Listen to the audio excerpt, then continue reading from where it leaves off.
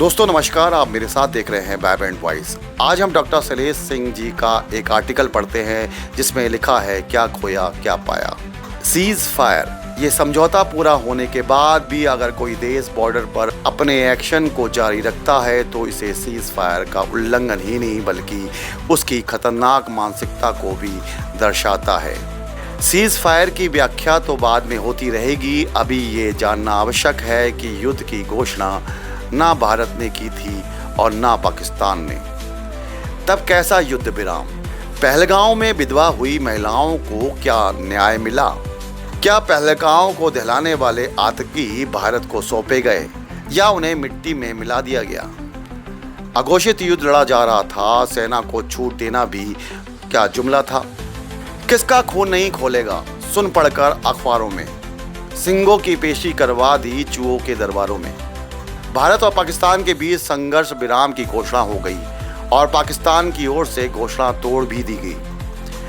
अब इस परिस्थिति में बहुत सारे प्रश्न भी खड़े कर दिए गए हैं। ऐसे में ये आशंका गहरा गई है, क्या संघर्ष फिर शुरू होगा? बहरहाल अगर संघर्ष विराम लागू हो भी गया तो पहला सवाल यही पूछा जाएगा कि भारत ने 7 मई को हुए ऑपरेशन सिंदूर के बाद से 3 दिनों के संघर्ष में क्या पाया और क्या खोया। जाहिर तौर पर कुछ खोया, सीमा पर लगे शहरों और गांवों में कुछ नागरिकों की जान खोई, जो बहुत दुखद है। लेकिन एक देश के रूप में जो पाया वो बहुत बड़ा है। भारत की सैन्य शक्ति ने ये संकल्प दोहरा दिया है कि जिस तरह से 100 किलोमीटर के अंदर घुसकर अभी मारा है, अगर पोषित आतंकवाद नहीं रुका तो फिर मारेंगे। यानी आतंकवाद के मुद्दे पर एक न्यू नॉर्मल तय कर दिया है। संघर्ष विराम की घोषणा से कुछ घंटे पहले ही सरकार की ओर से ये स्पष्ट संदेश दिया गया है कि भविष्य में आतंकवाद की घटना को युद्ध समान माना जाएगा और उसी अनुरूप कार्रवाई होगी।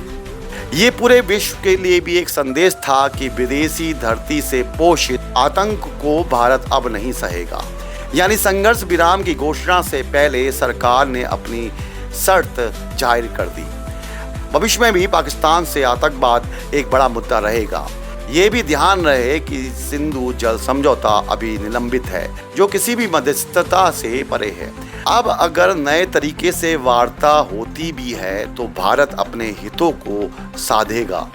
वैसे जिस तरह पाकिस्तान ने संघर्ष विराम का उल्लंघन किया, वह उसे बेनकाब करेगा।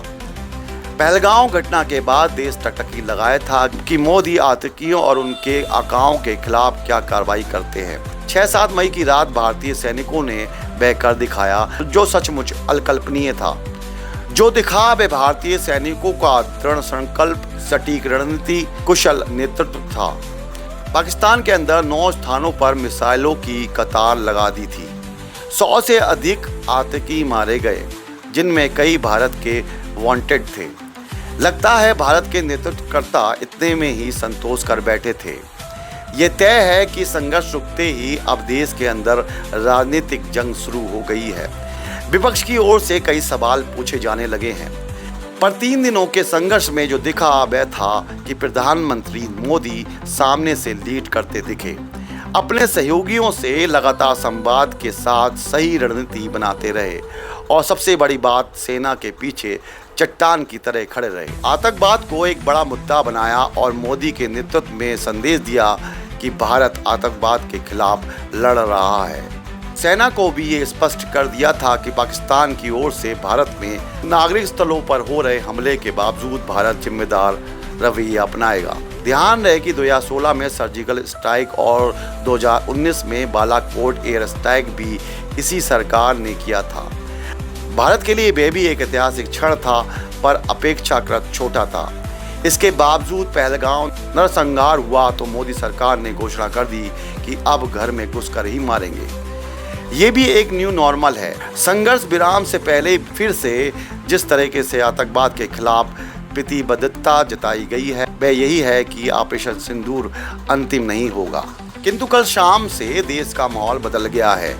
देश केंद्रीय नेतृत्व पर अब भड़ास निकाल रहा है। कल तक मोदी की रणनीति की तारीफ कर रहा था, किंतु अब समाज व देश में क्या स्थिति है आप खुद समझ सकते हैं।